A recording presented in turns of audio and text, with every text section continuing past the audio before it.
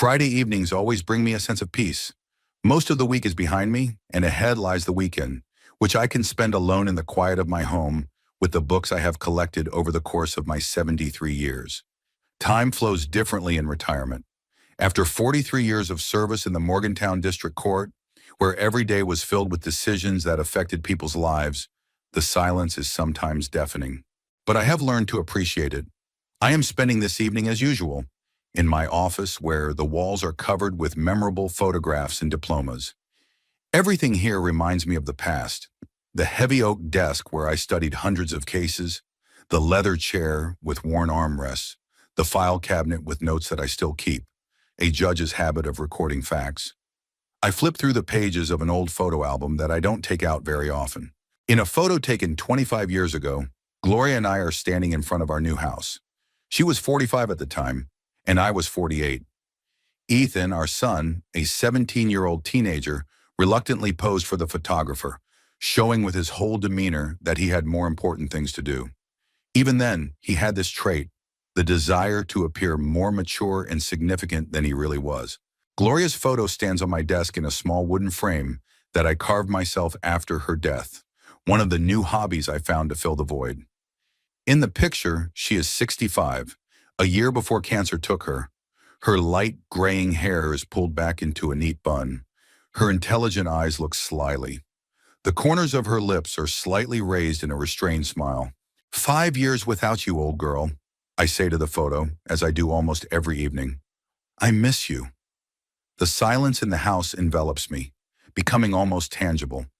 Sometimes I catch myself listening, waiting to hear Gloria's footsteps or the clatter of dishes in the kitchen. Age, you know. The phone rings, interrupting my ritual. It's Patrick, a former assistant district attorney and now just an old friend. Milo, you old grump. His voice sounds cheerful, as always. You're not asleep yet? I'm not so ancient that I go to bed at sunset, I reply, smiling involuntarily. I saw your Ethan in court today. He won the Benson case. He's a clever lad, just like his father. He takes after his mother, I correct him. Gloria knew how to persuade. Ethan is my only son. At 42, he has achieved what I never dreamed he would. He's a lawyer with his own firm.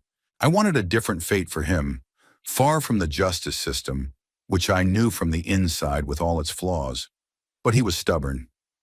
It's my choice, Dad, he said after graduating from high school, and I gave in, even though I could see how the system would crush his youthful idealism. And your daughter-in-law? Heather, I think? Patrick asks, and I wince involuntarily. Heather Huxley, now Barlow, came into my son's life 6 years ago, when Gloria was already seriously ill. She was a society columnist with ambitions that exceeded her talents and manners that couldn't fool someone who had been watching witnesses in court for 4 decades. Behind her flawless facade, fashionable clothes, a polished smile, sophisticated compliments, lay a calculating nature that I recognized from the moment we met. Don't judge her too harshly, Milo, Gloria pleaded. She just wants to impress.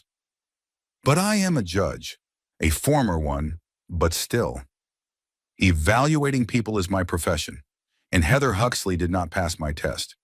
Same as always, I reply to Patrick, pretending to be a socialite. Aren't you being too harsh? I hear concern in my friend's voice. No, Pat, I just see right through her, and she sees right through me. Mutual antipathy, you know.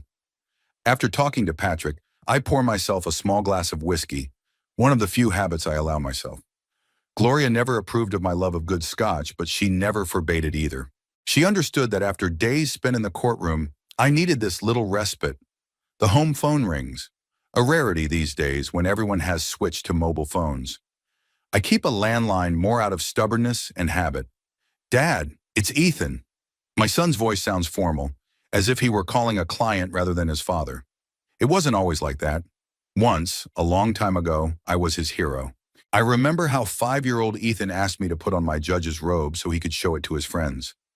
I remember him sitting in the empty courtroom after the hearings, imagining himself in my place. When did everything change? When did this wall of formality grow between us? Yes, Ethan, I'm listening, I reply, trying to keep my voice neutral. I have news, he continues in the same businesslike tone. I've been named senior partner at the firm. The official announcement will be next week on Thursday. Congratulations, I say sincerely. Despite our differences, I am proud of my son's success. You deserve this promotion. There is a pause on the line, and I hear a woman's voice in the background. Heather.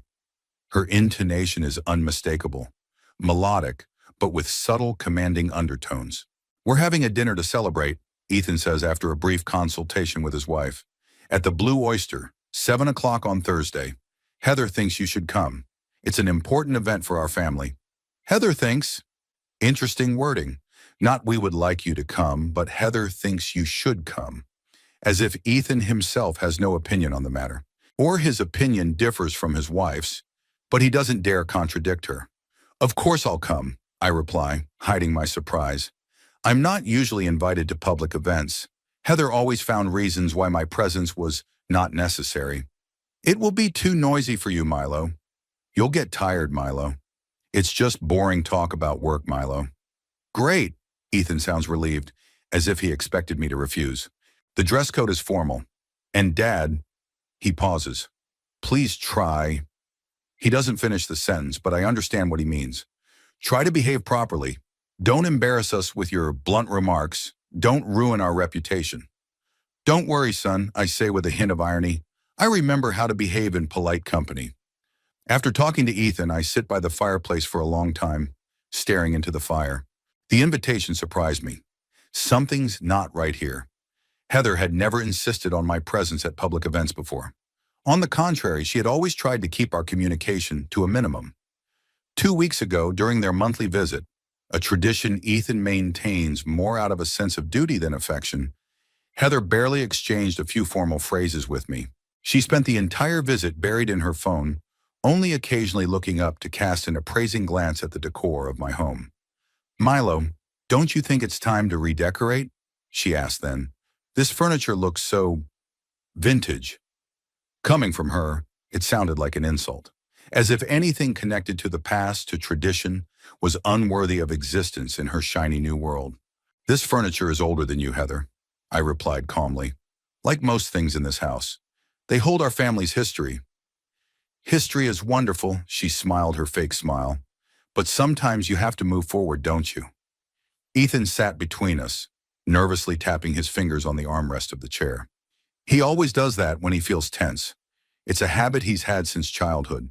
Dad values his things, Heather, he interjected. It's his house, his rules. She looked at her husband as if he had betrayed her by taking my side. Of course, dear, she said, emphasizing the last word. I'm just concerned about your father's comfort. At his age, comfort is especially important. At his age, another way of reminding me that, in her opinion, I already have one foot in the grave, that I am a relic of the past, an obstacle to her social advancement. Frankly, I don't understand what my son sees in this woman. Heather is beautiful, it's true, but her beauty is cold, calculating. She lacks the inner warmth that Gloria had, even in the darkest days of her illness. Maybe it's because after his mother died, Ethan was looking for someone to fill the void. Or is it that Heather knows how to manipulate people, playing on their weaknesses and insecurities? Or maybe it's just that my son has never been able to stand up to strong personalities. First me, now Heather. Two poles of his life, between which he is torn. Well, the invitation has been accepted. On Thursday, I will see them in their natural habitat, among the cream of Morgantown society, where Heather so desperately wants to establish herself. I wonder what role they have assigned me in this spectacle. Guest of honor?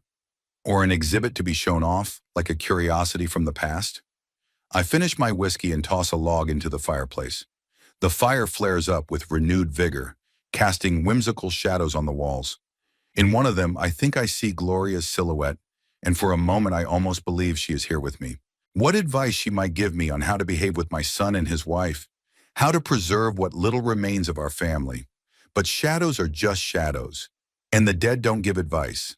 I'll have to manage on my own, as I always have. The day of the gala dinner arrived sooner than I expected. I spent the morning rummaging through my wardrobe in search of a suitable suit.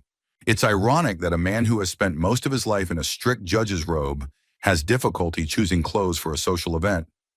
My old charcoal suit still fits well, even though I've lost a little weight in recent years. Gloria always insisted that I have my suits made by a tailor rather than buying them off the rack. Milo Barlow, you're a representative of the law, not an insurance salesman, she would say. The memory made me smile. Gloria always cared more about my reputation than I did. I laid the suit out neatly on the bed, added a white shirt and a dark blue tie, understated but elegant. Nothing flashy. I'm not going to compete with the young people, but I don't want to look old-fashioned either. I still had a few hours before I had to leave, so I decided to spend them in my office, looking through old photos and documents. It wasn't that I was looking for anything in particular. Rather, I wanted to refresh my memory of certain moments from the past in order to better understand the present. Here's a photo taken on the day I was appointed district court judge. I was 30 at the time, and one of the youngest judges in Morgantown's history. Next to me is Gloria, then still Carmichael, my fiancé. We got married a month after my appointment. She worked as a secretary in the prosecutor's office, where we met. People said she married me because of my promising career, but they didn't know Gloria. She was too honest for such calculations. We were happy for the first 5 years. Then we started having trouble conceiving a child. Doctors, tests, procedures, all to no avail. Gloria fell into depression, and I immersed myself in work. We had almost drifted apart when a miracle happened. She got pregnant.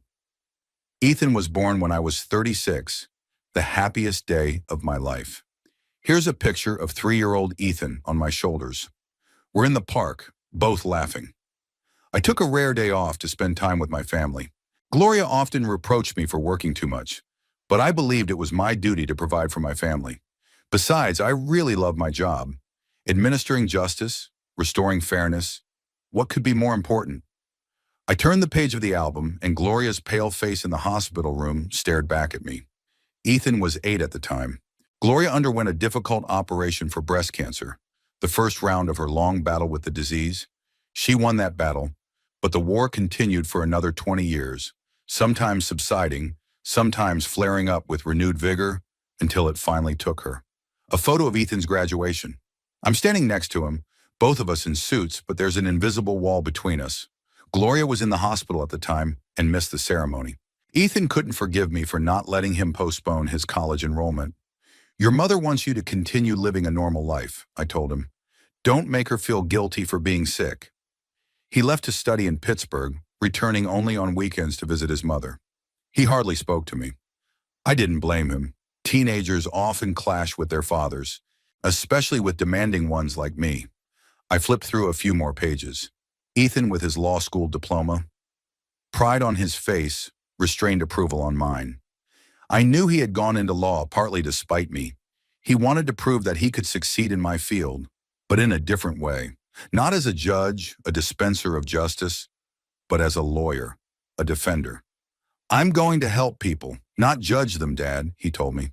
I didn't keep the photos of his wedding to Heather, not because I disapproved of their marriage, although I did, but because in those pictures, Gloria and I looked like ghosts. She was exhausted by illness, and I was exhausted by worry for her. It was Gloria's last public appearance. 3 months later, she was gone. Closing the album, I looked at my watch. It was time to get ready. I took a shower, shaved carefully, and put on a fresh shirt. The suit fit perfectly as I expected. At the last moment, I decided to add cufflinks. A gift from Gloria on our 30th anniversary, gold with small sapphires. To remind you of my eyes, she said at the time. Looking at myself in the mirror, I was satisfied. My gray hair was neatly combed, my posture was straight, my gaze was clear. My age is noticeable, of course. Wrinkles, bags under my eyes. But overall, I looked dignified for my 73 years. I called a taxi, although I usually prefer to drive myself. But tonight might be a long night, and a glass of wine with dinner wouldn't hurt. Besides, parking in downtown Morgantown is a nightmare. The taxi arrived at 6:30 sharp. The young driver was polite and taciturn, which suited me perfectly. I'm not a fan of small talk with strangers. The ride to the Blue Oyster restaurant took about 20 minutes. This restaurant opened in Morgantown relatively recently, about 3 years ago. I had never been there, preferring more traditional establishments where I was known as a regular customer. Getting out of the taxi, I paused for a moment to study the restaurant's facade. A modern glass and metal building, blending in with the historic buildings of the city center. A typical example of a compromise between tradition and progress, not particularly successful, in my opinion. A young man in uniform stood at the entrance, checking the names of arriving guests against a list. I gave my name, and he checked his tablet. "Mr. Barlow, welcome. Your son and his wife have already arrived. Allow me to show you in." The restaurant's interior was decorated in blue and white tones, which is probably where the name came from. A huge aquarium with exotic fish took up an entire wall. Soft lighting, subdued music, snow-white tablecloths. Everything spoke of a claim to exclusivity. I immediately noticed Ethan and Heather. They were standing surrounded by a group of people at the bar. Heather was the center of attention. An elegant black dress, perfect hairstyle, bright makeup. She was saying something, gesturing animatedly, and everyone was listening to her with smiles. Ethan stood nearby, holding a glass of whiskey, his face expressing pride in his wife. I didn't rush to join them, preferring to observe from the sidelines at first. Heather was in her element, a social butterfly, flitting from one group of guests to another, showering them with compliments and laughing at their jokes. But I noticed what the others didn't. How her expression changed when she turned away from another conversation partner. How she appraised the outfits of other women. How she instantly shifted her attention from a less important guest to a more prestigious one. Ethan followed her like a satellite follows a star, allowing her to shine while remaining in the shadows. This was not like the son I knew. As a child, he always wanted to be the center of attention, to stand out. When did that change? When did he become a secondary character in his own life? Finally, Heather noticed me and whispered something to Ethan. He turned around, and a mixture of emotions flashed across his face. Joy, anxiety, uncertainty. They both headed toward me. "Father?" Ethan extended his hand for a formal handshake. "I'm glad you could make it." "I wouldn't miss such an important event," I replied, shaking his hand and looking him in the eye. "Milo," Heather offered her cheek for a kiss, which I performed politely but without enthusiasm. "You look remarkably well for your age." "And you look just the same as always, Heather," I replied with a smile.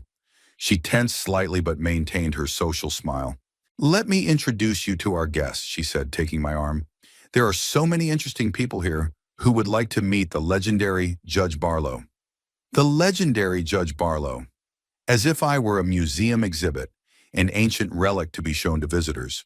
But I decided to play along for now. The next hour was spent making introductions and engaging in small talk. Heather introduced me with exaggerated deference, talking about my achievements as a judge and the high-profile cases I had presided over. It would have sounded flattering if it weren't for the condescending tone in her voice, as if she were talking about a venerable but long-forgotten historical figure. I noticed how her behavior changed when a tall, graying man accompanied by a young blonde woman entered the restaurant. Heather instantly left me and rushed over to the new arrivals, radiating an enthusiasm I had rarely seen in her eyes. "Who is that?" I asked Ethan, who was standing next to me with a new glass of whiskey. "Robert Mortimer," he replied, lowering his voice, "editor-in-chief of the Morgan Herald. Heather hopes to get a job as a senior columnist for their Sunday supplement." I nodded. Now I understood why she was trying so hard to impress him. The Morgan Herald was the most influential publication in town. The position of columnist would be a significant promotion for Heather, an opportunity to expand her influence beyond the society pages. "And the girl with him?" "His daughter," Ethan said, taking a sip of whiskey. "She's studying for a master's degree in journalism. Heather hopes to take her under her wing." Take under her wing, in Heather's language, meant use her connection with her daughter to influence her father. I knew such schemes all too well from my experience as a judge. I continued to watch Heather charm Mortimer. Her laughter, her gestures, even her posture. Everything was designed to impress. She literally glowed with enthusiasm as she listened to him, as if he were saying the most interesting things in the world.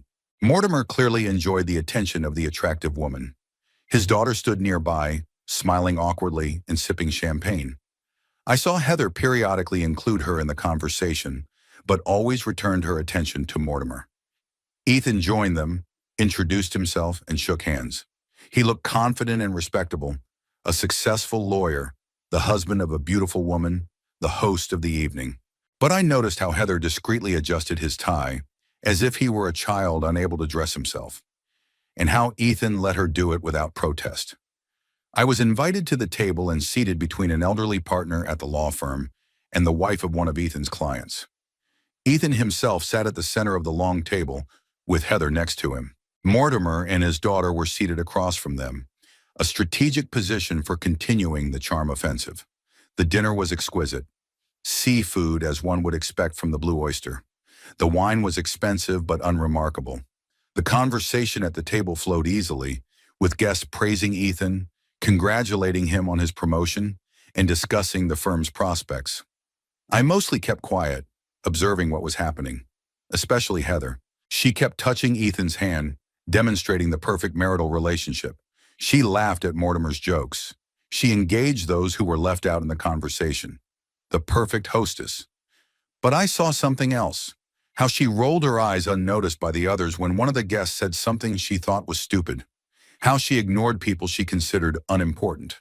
How she manipulated the conversation, steering it in a direction that was advantageous to her. At one point, she caught my gaze and frowned slightly, as if dissatisfied with my watching her too closely. I raised my glass in a silent toast, and she quickly turned away, returning to her conversation with Mortimer. I knew she didn't want me there. But then why did she insist on my presence? What was she up to? This question haunted me all evening. The evening continued, and with each toast, with each course, the atmosphere became more relaxed. Waiters bustled between tables, refilling wine glasses and changing plates. Conversations grew louder, laughter more free. I sat sipping red wine and watching the guests with the professional interest that never leaves a judge, even after retirement. The habit of evaluating people, looking for inconsistencies in their words and behavior, is ingrained in my blood. Heather was in her element. Her eyes sparkled, her gestures became more expansive, her voice sounded confident and clear. She clearly made an impression on Mortimer, the influential editor she was so eager to charm. I saw him lean toward her to hear a joke, and his daughter look at Heather with ill-concealed admiration. Ethan also felt like the king of the evening. His promotion to senior partner was well-deserved. He really is a good lawyer, despite all my doubts about his choice of profession. I caught myself feeling proud of him. Perhaps that's what fatherhood is. A contradictory mixture of pride, disappointment, and the eternal feeling that you could have done more. After the main course, Mortimer tapped his fork on his glass to get everyone's attention. "Gentlemen," he began, rising from his seat, "I think now is the time for a toast to our new senior partner." Everyone fell silent, their eyes turning to the editor. Heather sat there literally glowing with pleasure, her hand resting on her husband's shoulder in a gesture that showed both support and possessiveness. "Ethan Barlow," Mortimer continued, "you embody what we value at Morganstown: hard work, determination, and an impeccable reputation. Under your leadership, your firm will become even more successful. I know I speak not only for myself, but for everyone here when I say we are proud of you." The guests raised their glasses and a chorus of "To Ethan" rang out. My son stood up to accept the congratulations, his face beaming with pride. "Thank you, Robert," he said when the applause died down. "Thank you, all of you. This evening means a lot to me. I would like to share this moment with the people closest to me." He looked at Heather, who was smiling at him with undisguised adoration. "My beautiful wife, without whose support I would never have achieved what I have today." Heather blew him a kiss, and the guests applauded. I nodded in agreement, although I knew that my words were more a tribute to politeness than a sincere acknowledgement.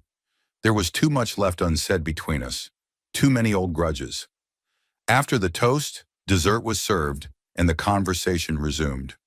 I found myself drawn into a conversation with an elderly partner in the firm, Harrison Pierce, with whom I discovered we had mutual acquaintances in the judiciary. Our conversation about reforming the justice system attracted the attention of several guests sitting nearby. "The problem with modern justice," I said, encouraged by the interested audience, and, I admit, a couple of glasses of wine, "is that we have forgotten its true purpose. Justice should be blind to status and connections, but sighted to the essence of the matter." "I completely agree, Judge Barlow." Pierce nodded. But how do you feel about new technologies in the judicial process? Artificial intelligence for analyzing precedents, virtual hearings. With caution, I replied. Technology can be a tool, but it cannot replace human understanding. The law is not an algorithm, but a living system based on the values of society. How typical of your generation, Milo. Heather's voice cut through the conversation like a knife through butter. She approached our group holding a glass of champagne, resisting progress to the bitter end. I felt myself tense up. Her tone was light, almost playful, but I detected a note of contempt. I'm not resisting progress, Heather, I replied calmly. I just believe that technology should serve human values, not replace them. Of course, she smiled her perfect smile. But sometimes old values need to be reevaluated, don't they? The world is changing. Some values are eternal, I objected. Justice, honesty, respect for the truth.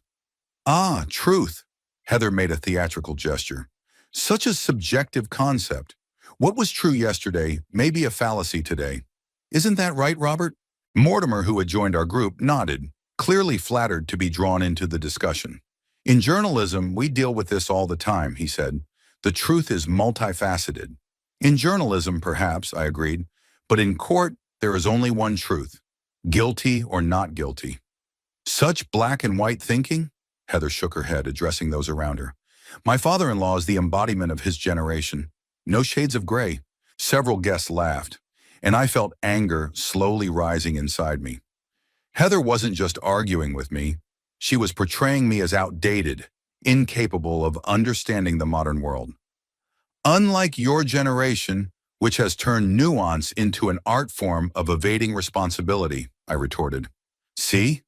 Heather addressed the guest with a feigned sigh. Any disagreement with him is immediately a moral failing. Classic tactic. Heather, Ethan intervened, approaching us. I think we've all gotten a little carried away. Oh, I'm just showing our guests what interesting discussions we have in our family, she said without losing her smile. It's not every day you get to argue with a real old school judge. It's like living history. The laughter grew louder, and I noticed that now everyone was looking at me as if I were some kind of artifact, an amusing exhibit from a museum. You know, Heather continued, turning to Mortimer, sometimes I write down Milo's comments. They're so colorful. Maybe someday it will be material for my column. Wisdom of a bygone era. Heather, Ethan said warningly, but she was too absorbed in her game. I always tell Ethan that he should appreciate the opportunity to talk to his father while he's still, well, you know, she tapped her temple with her finger, remembers everything. That was too much. Hinting at my senile dementia in front of all these people. I could put up with the mockery of my views, but this, I remember everything perfectly well, Heather, I said, straightening up, including things you'd rather forget. She froze for a moment, and I saw a shadow of concern in her eyes. What are you talking about, Milo? She asked, trying to keep her tone light. Your career before Morgantown, for example, I said, feeling the words spill out. That little scandal in Pittsburgh, after which you had to change not only your job, but also your last name. Heather's face paled, and she clutched her glass so tightly that I was afraid it would crack. I don't know what you're talking about, she said, but her voice had lost its confidence. Really? I turned to Mortimer. Haven't you heard about it, Robert? That's strange because it was a high-profile case. Heather Landon, a young, ambitious journalist, she went by that name at the time, fabricated an interview with the senator's wife, inserting some very juicy details about their family life. The scandal broke when the senator and his wife took the newspaper to court. The newspaper had to pay a large settlement, and Heather decided to start over. New city, new name. Huxley instead of Landon. Very convenient. A dead silence fell. All eyes were on Heather, who stood as if struck by lightning. I had known about this incident for a long time. Judges have their sources, but I never mentioned it, respecting a person's right to a second chance. But today she crossed the line. That's a lie, Heather said, her voice trembling. Vile slander. The Pittsburgh court has a complete file on this case, I said calmly. Journalistic fraud is a serious charge, but you got lucky. The newspaper chose to hush up the case by quietly firing you. Dad! Ethan approached me, his face contorted with anger. "What are you doing?" "Telling the truth about your wife, son," I replied, meeting his gaze. "The truth she hid from you and everyone else in this town." Heather suddenly burst into tears, covering her face with her hands. It was a well-calculated performance. I had seen enough fake tears in my judicial career to recognize them. "How could you?" she sobbed. "On such an important night for your son? You deliberately want to ruin our lives." Mortimer looked shocked. The editor's daughter turned away awkwardly, and the other guests began to whisper. The festive atmosphere was hopelessly ruined. "You're crossing the line," Ethan said, his voice ringing with rage. "You've always hated Heather, but this is unacceptable." "I don't hate her, Ethan," I said wearily. "I just see right through her, and it hurts me that you don't." "Shut up!" Ethan shouted, and the guests gasped in surprise. "You've always been like this with all my decisions, with everything that's important to me. Always judging, always finding fault. Nothing has changed since I was a child." "Ethan, No," he raised his hand, stopping me. "Not another word. You didn't come here to support me. You came here to ruin everything, like always." Heather continued to cry, now on his shoulder, and Ethan hugged her, stroking her back comfortingly. "I thought," he said, looking at me bitterly, "that we could put the past behind us, that you could just be happy for me, for us. But I was wrong. I could see the pain behind his anger, the pain of a little boy who always wanted his father's approval and never got enough of it. I wanted to tell him that I was proud of him, that I had always loved him, but the words stuck in my throat. "From this day forward," Ethan said, his voice quiet but firm, "you are not my father. Get out. And don't try to contact me or Heather." Those words hit me like a slap in the face. I stood there, stunned, unable to believe that my only son had just publicly disowned me. "Ethan, you can't be serious," I finally said. "I sure as hell am," he replied. "Go away, Milo. Just go." Heather lifted her tear-stained face from his shoulder and looked at me. And in that moment, for a split second, I saw not pain or fear in her eyes, but triumph. She had won. She had finally achieved what she wanted, a complete rift between me and my son. I slowly scanned the room. The faces expressed a mixture of shock, confusion, and awkwardness. No one looked me in the eye except Heather, whose triumphant gaze turned to feigned pity as soon as she noticed me looking at her. "Poor Milo," she said loudly enough for everyone to hear. "Age is taking its toll. Such paranoia." I turned and headed for the exit, feeling the eyes of everyone present on me. As I passed the bar, I heard Heather say to someone, "He was always a difficult person, but now he's completely given up. We wanted to put him in a good nursing home, but he's so stubborn." Stepping outside, I took a deep breath of the cool evening air. My head was spinning, not from the wine, but from the realization of what had happened. My son had disowned me.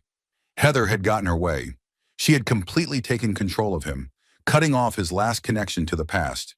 But if she thought the old judge would give up so easily, she didn't know me very well. In my career, I've seen many like her. Manipulators, liars, people willing to do anything to further their ambitions. And I've learned how to deal with them. I didn't know what I was going to do then, but I knew one thing for sure. This wasn't the end. It was only the beginning. I would give them time to enjoy their imagined victory. And then Heather Barlow would learn what it really means to cross Judge Milo Barlow. With that thought in mind, I walked through the night streets of Morgantown, feeling my determination to restore justice grow stronger with every step. I returned home well after midnight. The walk through Morgantown calmed my thoughts, but it did not extinguish the fire that burned inside me. Each step along the familiar streets, past the buildings where I had administered justice for nearly 4 decades, strengthened my resolve. My house greeted me with silence and darkness. I didn't turn on the light in the hallway, preferring to move around by touch like a ghost. In the living room, I poured myself a whiskey, not to drown my sorrows, but to clear my head. It's a strange paradox. A little alcohol always helped me think more clearly, especially in difficult cases. Sitting in an armchair by the unlit fireplace, I mentally returned to the events of the evening. Ethan's face distorted with anger and disappointment, Heather's theatrical tears, the triumph in her eyes when she realized she had gotten her way, the confused looks of the guests, their whispers behind my back. From this day forward, you are no longer my father. Those words echoed in my head, causing more pain than I could have expected. I thought I was ready for this, that the alienation between us was already so great that a formal break would not matter. I was wrong. A sip of whiskey burned my throat. I looked at Gloria's photo on the mantelpiece. "What would you do now, old lady?" I asked the silent picture. "You were always wiser than me in these matters." Gloria would probably have found a way to reconcile Ethan and me. She knew how to smooth things over and find compromises. But Gloria is gone, and I am left alone with my pride and my pain. I didn't notice how I fell asleep in the chair. I woke up with the first rays of the sun, with a stiff neck and the clarity that comes only after a night of deep reflection. I knew what I had to do.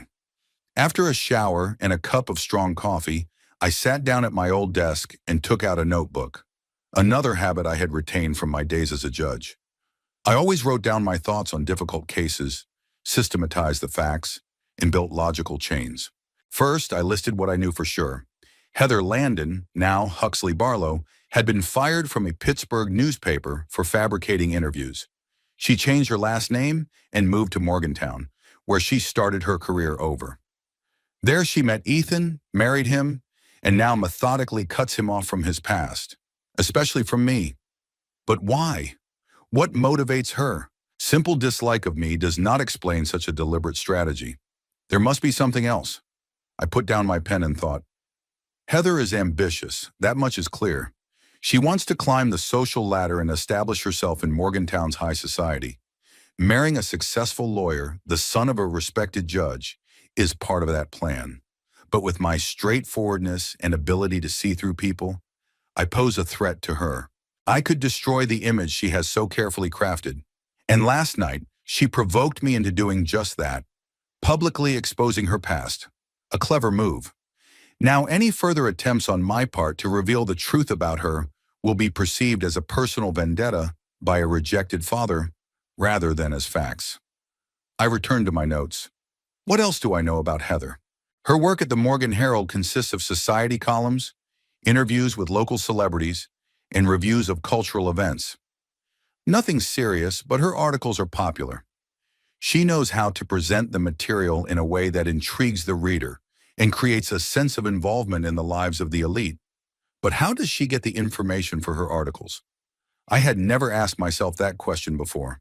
Given her past in Pittsburgh, it's safe to assume that not all of her methods of gathering information are ethical. I picked up the phone and dialed the number of Patrick Donovan, my old friend, a former assistant district attorney and now a legal consultant. "Milo?" Patrick's voice sounded surprised. "Are you okay? I heard about yesterday." "News travels fast," I said, not surprised. Morgantown is a small town, especially in circles close to law and journalism. "I hear you and Ethan," Patrick hesitated, "that you've had a serious falling out." "That's right," I confirmed, "but that's not why I'm calling. I need your help, Pat." "Anything, old man." His voice sounded genuinely concerned. "What do you know about Heather Barlow and her work at the Herald?" Patrick paused for a second. "Not much. She writes society columns and does interviews. I've read a couple of her articles. Nothing outstanding, but the public likes them." "What about her methods?" I pressed. "How does she get the information for her articles, especially the juicy details they're full of?" "Well," Patrick drawled, "there are rumors. But they're just rumors, Milo." "I'm listening." "They say she'll stop at nothing, flirting with sources, making promises she has no intention of keeping. Sometimes outright blackmail. That matched my suspicions. But I needed facts, not rumors. Pat, I need information about her past in Pittsburgh, everything you can find, and about her current job too." "Milo," Patrick's voice became serious, "I understand that you're upset about the breakup with your son, but revenge is not the answer." "It's not revenge," I objected, even though my inner voice whispered the opposite. "It's a precaution. I want to know who I'm dealing with." Patrick sighed. "Okay, I'll see what I can do, but promise me you won't take any rash action."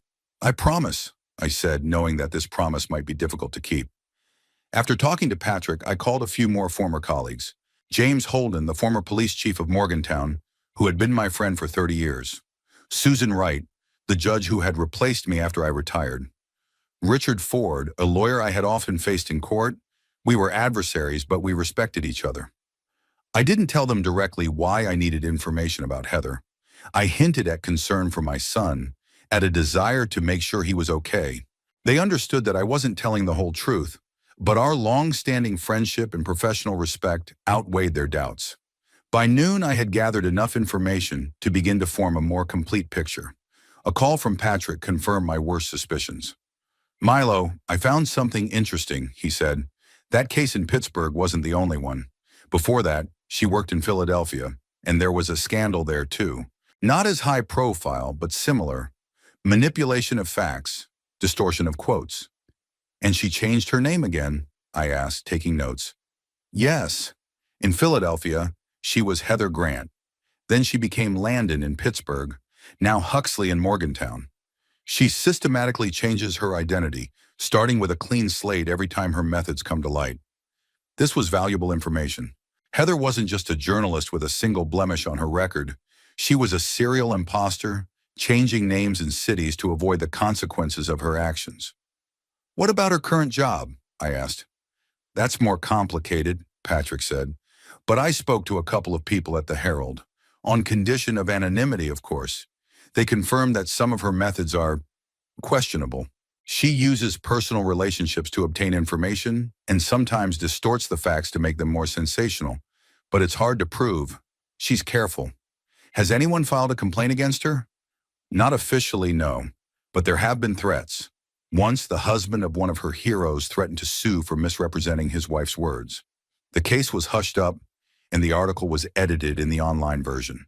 But the paper copies remain, and the difference is obvious." I made a note of it. "This could be useful." "There's something else," Patrick continued. "She's working on a big story right now, something to do with the city administration and land distribution. Potentially explosive stuff. That caught my attention. Land in Morgantown has always been a bone of contention. The city is growing, land values are rising, and corruption inevitably arises around that. Is she digging into anyone in particular?" I asked. "Rumor has it, the deputy mayor, Michael Prescott, but that's unofficial." Michael Prescott. I knew him, a young, ambitious politician, rumored to be a possible candidate for mayor in the next election. If Heather was really gathering dirt on him, it could be serious. After talking to Patrick, I made a few more calls. By evening, the picture had become even clearer. Heather wasn't just writing a society column. She was systematically gathering information about influential people in Morgantown. Not always for publication, often just for her personal archive, a kind of insurance or leverage if needed. James Holden, the former police chief, told me a particularly interesting detail. "She was seen several times in the company of Eric Malone," he said. That name made me sit up and take notice. Eric Malone is a private investigator with a dubious reputation. Rumor had it that he was involved not only in spying on unfaithful spouses, but also in more serious matters: wiretapping, hacking email, gathering compromising information. "Are you sure?" I asked. "Absolutely. My former colleague saw them together in a cafe outside the city. They clearly didn't want to be seen together. This confirmed my suspicions about Heather's methods. She didn't limit herself to conventional journalistic investigation. She used questionable, possibly even illegal means to obtain information. By nightfall, I had gathered enough material to begin forming a plan of action. On my desk lay records of Heather's past in 3 cities, her methods at the Morgan Herald, and her connections to shady characters like Malone. I leaned back in my chair, looking at the results of my investigation. Information is power, especially information like this. But how could I use it most effectively? I could simply pass on everything I had learned to the Herald's editor, Robert Mortimer. But Heather had probably already turned him against me after yesterday's scandal. Besides, without direct evidence, based only on rumors and anonymous testimony, my accusations would look like an attempt at revenge. No, I needed a more subtle approach. Something that would force Heather to reveal her true nature herself. Something that would open Ethan's eyes to who his wife really is. I looked at my notes again. The land scandal Heather was digging into now might be the key. If I could find out what exactly she was investigating and how she was getting her information. I picked up the phone and dialed Richard Ford's number. As a lawyer, he often worked with the city administration and might know details about the land deals Heather was interested in. "Richard, it's me again," I said when he answered. "Sorry for calling so late." "No problem, Milo. How can I help you?" "I need information about land deals overseen by Deputy Mayor Prescott, especially those that might be of interest to journalists." Ford paused. "This has to do with your daughter-in-law, right?" he finally asked. "Yes," I didn't deny it. "I want to know what she's working on." "Milo," Ford's voice became serious, "I understand how you feel, but interfering with her investigation could be dangerous, not only for your relationship with your son, but for you personally. If she's really digging into Prescott, there could be some serious people involved." "I just want to know the facts," I insisted. "I won't do anything rash." Ford sighed.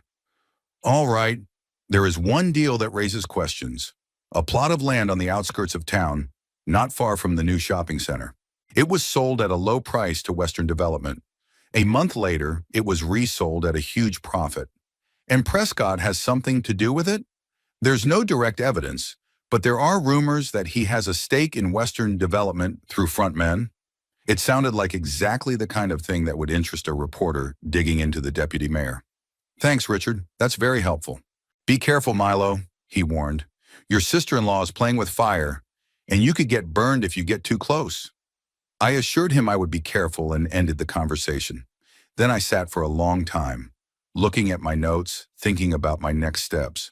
A plan began to form in my head. Not a direct confrontation. No, that had already proven ineffective. Instead, a subtle game, using Heather's own weapons against her. Information and manipulation. Step 1. Find out all the details about the land deal and Heather's investigation. Second, find a way to steer her investigation down a path that would ultimately lead to her own exposure. Third, ensure that Ethan saw his wife's true colors with no way to deny the obvious.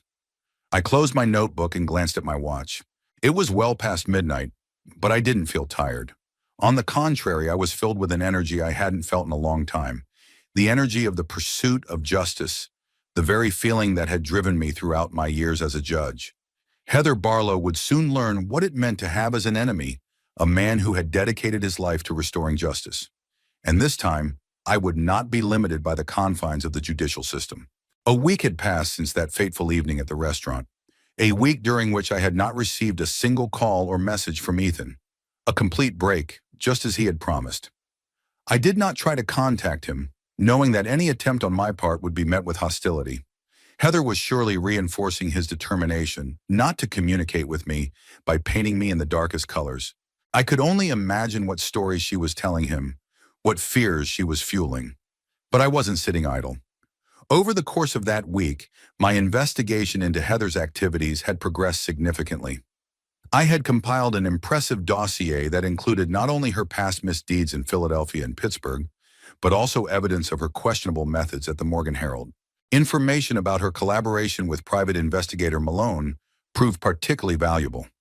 James Holden, an old friend of mine from the police force, was able to provide me with photographs of their meetings, taken as part of a completely different investigation.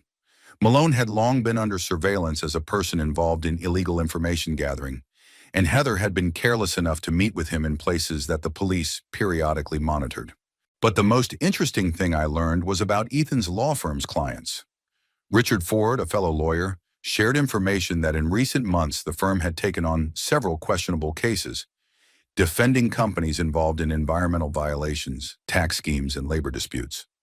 "That's not like Ethan," Ford told me during our meeting at a small cafe on the outskirts of town. "He's always been selective about his clients, but lately, it seems that financial considerations have outweighed ethical ones. Or someone has influenced his decisions," I remarked. Ford nodded. "Rumor has it that it was his wife's initiative. She convinced him that the firm needed to grow more aggressively, take on more lucrative cases, regardless of the reputational risks." That sounded like Heather. For her, status and money had always been more important than reputation and principles, and she had gradually imposed those values on Ethan. I decided to start with that. My first step was a cautious one, an anonymous call to the editorial office of the Morgantown Defender, the Herald's main competitor, where Heather worked. I contacted a journalist known for his investigations in the field of business and law. I have some information that might interest you, I said, changing my voice, about the Barlow law firm and some of their clients. Who are they? The reporter asked cautiously. That's not important. What's important is what I know about the cases they're handling and how they were obtained. I shared information about the firm's two most questionable clients, a chemical company accused of dumping waste into a river and a construction corporation that used illegal workers. I didn't mention my connection to Ethan. Let the journalist do his own investigation and draw his own conclusions. If that's true, it's explosive material, said the journalist, but I need proof. Dig for yourself, I replied. Start by checking the court documents in the case of Chemtech versus the Environmental Committee. Pay attention to the witness testimony and expert opinions that Barlow's firm is trying to exclude from consideration. After that conversation, I went to the office of Robert Mortimer, editor-in-chief of the Morgan Herald. We weren't close, but as a respected former judge, I could count on a meeting without an appointment. Mortimer's secretary recognized me and, after a brief phone call with her boss, showed me into his office. Judge Barlow. Mortimer rose from his desk and extended his hand. What a surprise. To what do I owe the honor? I shook his hand and sat down in the chair he offered me. Robert, I'm here about a sensitive issue, I began without preamble. It concerns professional ethics in journalism. Mortimer tensed slightly. As an editor, he was naturally sensitive to questions of ethics, especially when raised by someone as respected as myself. I'm listening carefully. There is a journalist working for your newspaper who uses unethical and possibly illegal methods of gathering information. I'm talking about Heather Barlow. Mortimer leaned back in his chair, his face impenetrable. That's a serious accusation, Judge. Do you have any evidence? Yes, I said, taking an envelope with copies of photos of Heather's meetings with Malone out of my briefcase and placing it on the table. Eric Malone is known to the Morgantown police as a person involved in illegal information gathering, wiretapping, mail hacking, surveillance. Your employee meets with him regularly in places where it is difficult to see them together. Mortimer studied the photos carefully, his face remaining impassive. Meeting with an informant is not a crime, Judge Barlow. Journalists work with various sources. Of course, I agreed, but what concerns me is not the fact of the meetings, but their context. Malone is not just an informant, he obtains information through illegal means. And if Heather uses this information in her articles, it exposes the newspaper to the risk of lawsuits, Mortimer finished for me. I understand your concern. There are other aspects, I said, taking out another envelope. Here are copies of Heather's articles published in the Herald and statements from the people she allegedly interviewed. Note the discrepancies. Some of the quotes are completely fabricated. Mortimer took the envelope but did not open it. Judge Barlow, I appreciate your concern for our newspaper's reputation, but I can't help but note that after your incident with Heather and your son at dinner, your objectivity may be in question. I expected this. Of course, Heather had already presented her version of events to him. I understand your doubts, I said calmly, but the facts remain the facts, regardless of my personal relationship with Heather. Check the information yourself. Talk to the people whose words she distorted. Study her methods. I came to you not out of revenge, but out of respect for journalistic ethics in your newspaper. Mortimer tapped his fingers thoughtfully on the table. I'll conduct an internal investigation, he said finally. Confidential. If your allegations are confirmed, action will be taken. If not, he left the sentence unfinished, but the implication was clear. That's all I ask, I said, getting up. And Robert, I hope this conversation stays between us. Of course, he nodded, walking me to the door. I appreciate your concern, Judge Barlow, even if I don't entirely share your suspicions. I left the newsroom feeling that the seed of doubt had been sown. Mortimer was an experienced editor. He couldn't ignore such accusations, especially when backed up by evidence. Even if he doubted my motives, he had a duty to check the facts. The next step in my plan was to spread the word about Ethan's firm's questionable clients among the Morgantown legal community. I didn't want to damage my son's reputation directly, but I felt it was necessary for his competitors to know about the risky path he had taken under Heather's influence.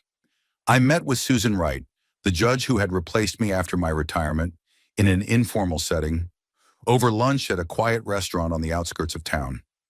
Susan had always respected me as a mentor and valued my advice. Susan, I'm concerned about the court's reputation, I told her after a casual conversation about current affairs.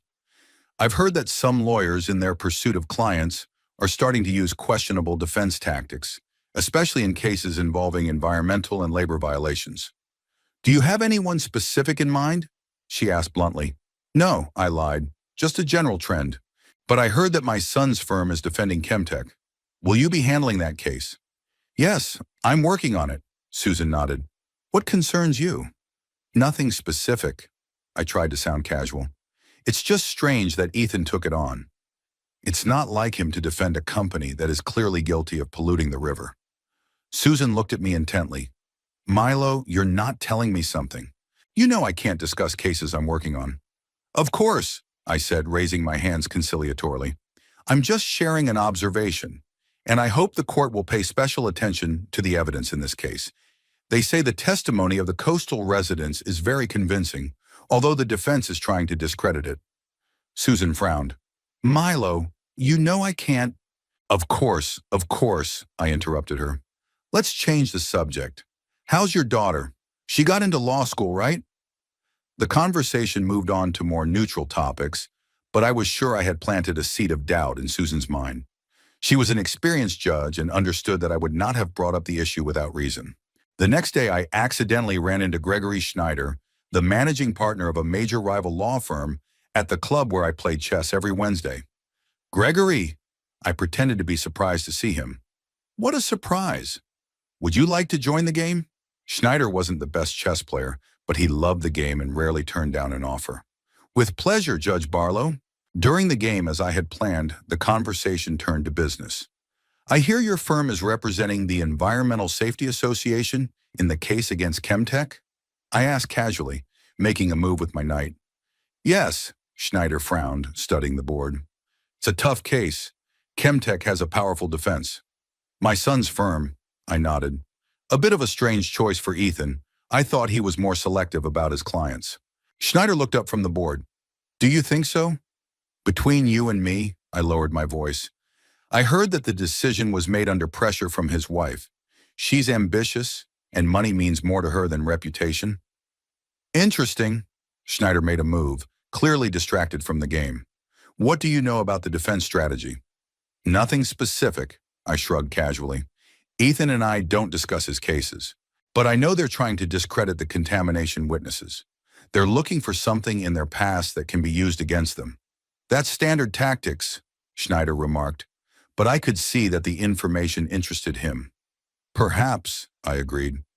But in this case, I've heard that they're hiring private investigators to gather compromising information on the witnesses. That crosses the line of ethical defense, don't you think? Schneider nodded, his gaze becoming thoughtful. If that's the case, then yes. But where did you get that information? An old judge has his sources, I smiled and made my decisive move. Checkmate, Gregory. Schneider looked distractedly at the board, clearly thinking about something else. You've given me food for thought, Judge Barlow, and not just in chess. Glad to help, I began arranging the pieces for a new game. Another one? But Schneider declined, citing his work. I knew he was in a hurry to get back to the office and rethink his strategy in the case against Chemtech based on the information he had received. A few more days passed, and I began to see the first results of my actions. The Morgantown Defender published an article about certain law firms in the city that take on clients with questionable reputations. Ethan's firm was not named directly, but several hints made it recognizable to those in the know. Through my sources, I learned that Mortimer had launched an investigation into Heather's work practices at the Morgantown Herald. He didn't fire her, but rumor has it that he gave her a serious warning and removed her from the major story she was working on, the investigation into Deputy Mayor Prescott's land deals. I followed the developments from my home, not getting directly involved, but ready to add fuel to the fire if necessary. That moment came when Patrick called me. Milo, he said without preamble, your son is in trouble. What happened? I tensed up. The Chemtech trial. Judge Wright denied the defense's motion to exclude testimony. What's more, she made a comment to Ethan about his methods of handling evidence. A serious comment? Serious enough to affect his reputation. She practically accused him of trying to manipulate the court. I felt a pang of conscience. I didn't want to damage my son's professional reputation that badly. "What about Heather?" I asked, changing the subject. "Oh, that's more interesting," Patrick said with a hint of satisfaction in his voice.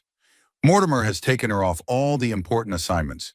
Now she only writes about flower shows and charity dinners. They say she's furious. Does she know the reason?" "Officially, it's a review of editorial policy. Unofficially, Mortimer discovered that some of her sources were highly questionable and that her methods of gathering information could expose the newspaper to lawsuits." I nodded with satisfaction, although Patrick couldn't see it over the phone. "And how is she reacting?" "Violently. She made a scene in the newsroom and threatened to quit, but Mortimer was adamant." "What about Ethan? Does he know about his wife's problems?" "Surely, the whole town is talking about it." I imagined Heather and Ethan discussing their sudden professional problems, unaware of their true source. They probably think it's just a coincidence or the result of jealous competitors. Heather may even blame me, but without evidence, it would seem like paranoia, especially to Ethan. "Thanks for the information, Pat," I said. "Keep me posted if you find out anything else."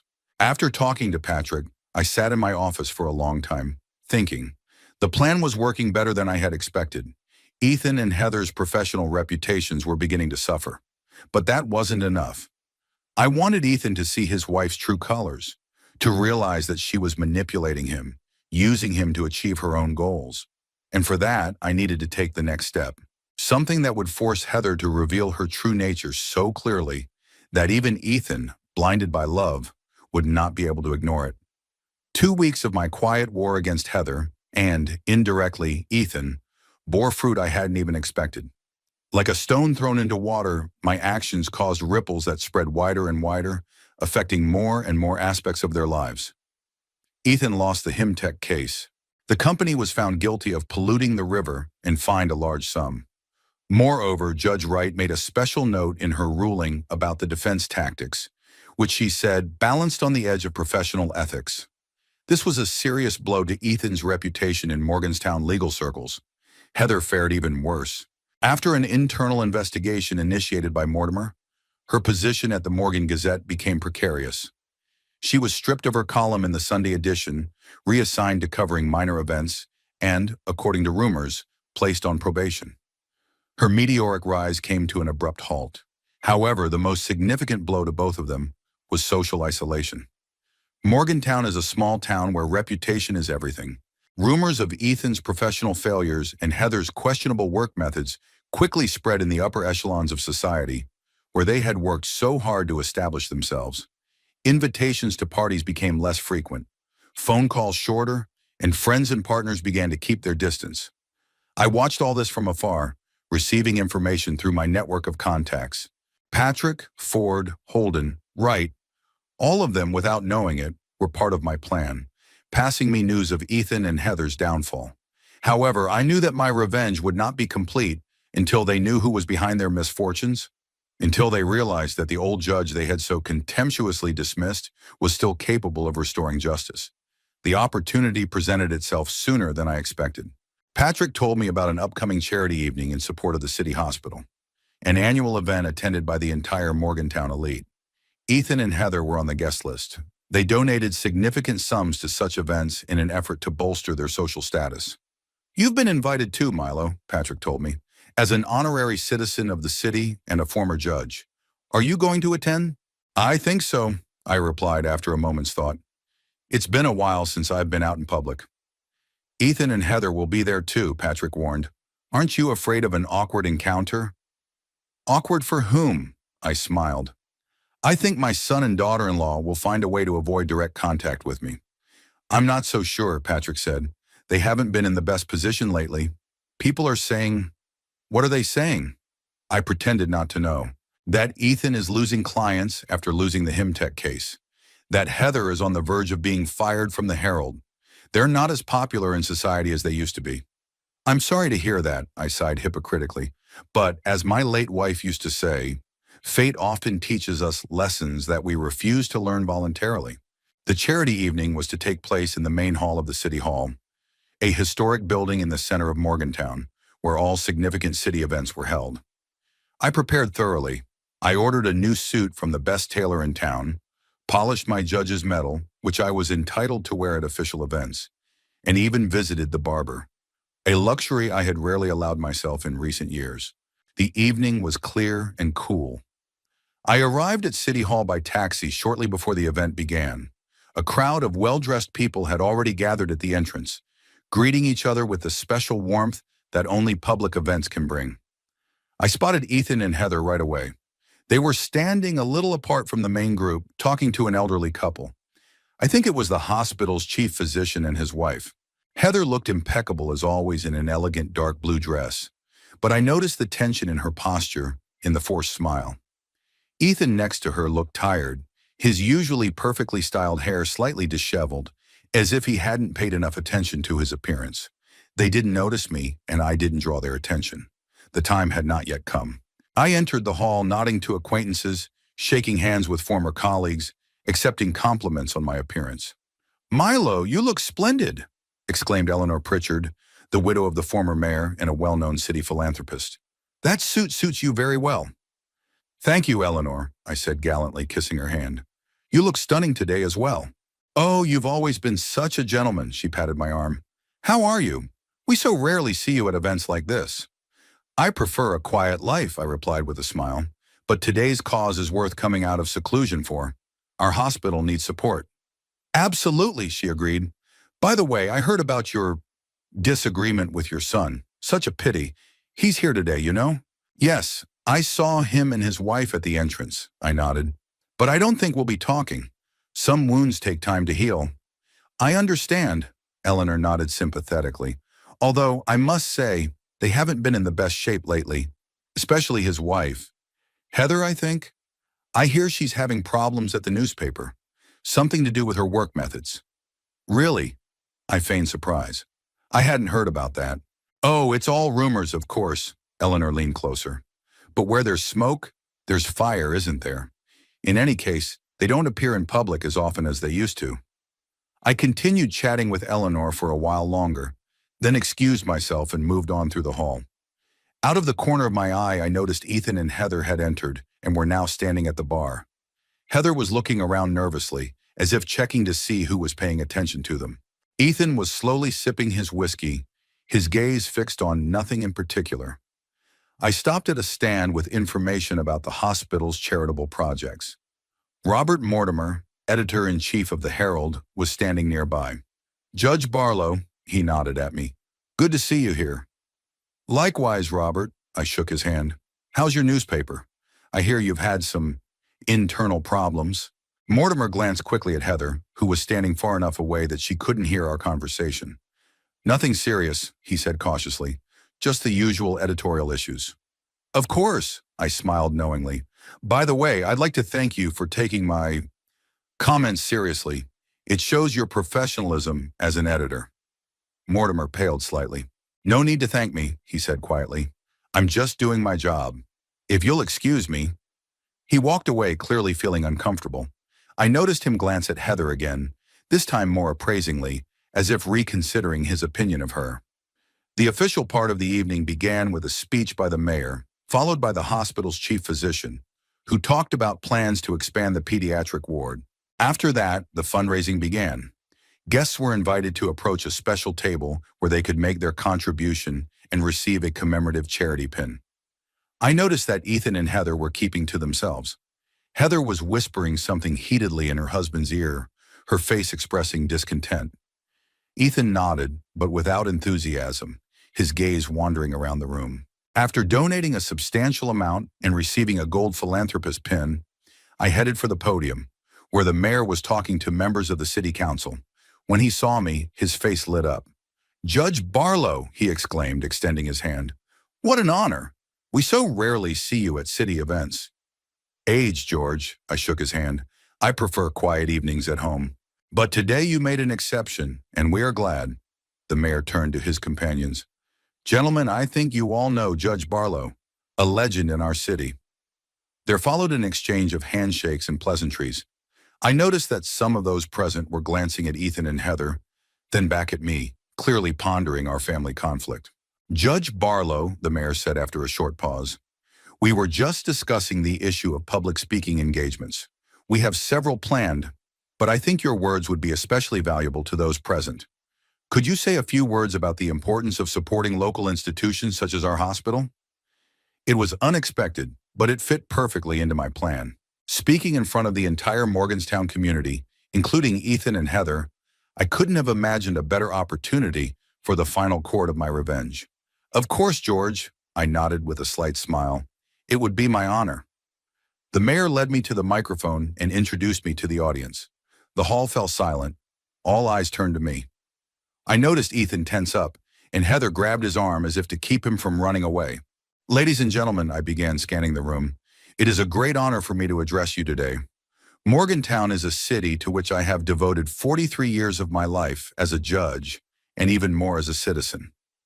I paused, allowing the words to sink in. We are gathered here today to support our hospital, an institution that serves all of us, regardless of status, wealth, or position. It reminds me of the fundamental values upon which our society is built: justice, honesty, loyalty. My gaze fell on Ethan and Heather. They stood motionless, like rabbits before a snake. In my judicial practice, I have encountered many cases where these values have been betrayed, where personal gain was placed above the common good, where ambition and the thirst for recognition overshadowed honor and decency. I saw Heather swallow nervously. Ethan looked at me, his face pale. But I have also seen how betrayal and deception ultimately turn against those who commit them, how false reputations crumble under the weight of the truth, how society rejects those who violate its unwritten laws. A whisper ran through the room. Many guessed that my words had a double meaning, even though I didn't name names.